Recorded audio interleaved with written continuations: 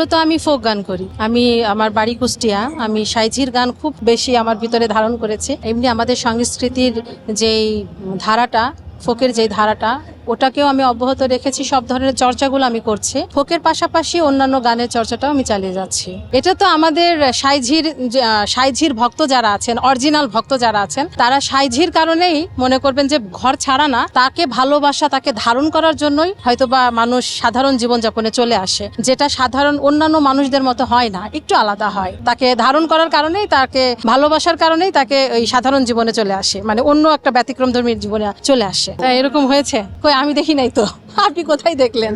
আর এরকম যদি হয়, এটা আসলে তার ব্যক্তিগত বিষয়, এটা নিয়ে আমি কিছু বলবো না। তবে আমি যেটা মনে করি, কুষ্টিয়ার লালন শাহর আখড়াতে গেলে আমি নিজেও অন্য জগতে চলে যাই। আমার নিজেরও মনে হয় না আমি আর আমার সংসারে ফিরে আসি, বা আমি আমার বাচ্চা কাচ্চার কাছে ফিরে আসি। মনে হয় এটাই আমার জীবন, আমার কাছে এটা ভালো লাগে। কেন জানি না, আমি বলতে পারবো না, একটা আধ্যাত্মিকতা ফিল আসে ভিতরে। আমার সবচেয়ে বেশি রিকোয়েস্ট আসে লালনের গানের, সাইঝির গানে। আমি প্রচুর, বিশেষ করে হচ্ছে আমি খাঁচার ভিতর অচিন পাখি, তারপরে শুনিলে প্রাণ চমকে ওঠে, এইসব গানগুলা প্রচুর আমি রিকোয়েস্ট পাই, মানে চিরকুটে চলে আসে আমার কাছে রিকোয়েস্ট, যেগুলো আমি আসলে প্রোগ্রামে গেলে আমাকে গাইতেই হয়। অবশ্যই শোনাবো, এটা তো একেবারে কমন একটা বিষয়। যখন স্টেজ থেকে নামি, আমার যারা ভক্তরা থাকেন ওনারা তো পিছে পিছে চলে, আপু মোবাইল নাম্বার, আপু ফেসবুক নাম্বার, এটা কমন একটা বিষয়। আর ভক্তদের পাগলামি অনেক আছে, মানে এটা বলে শেষ করা যাবে না। বাসার সামনে এসে দাঁড়াই থাকে, অনেক গিফট পাঠাই, তো সব গিফট রিসিভ করা হয় না, মানে আমি রিসিভ করি না ভক্তদের কোনো, কারণ একটা রিসিভ করলে হয় কি, মনে হয় যেন আমি তার কাছে একটা বাধা, মানে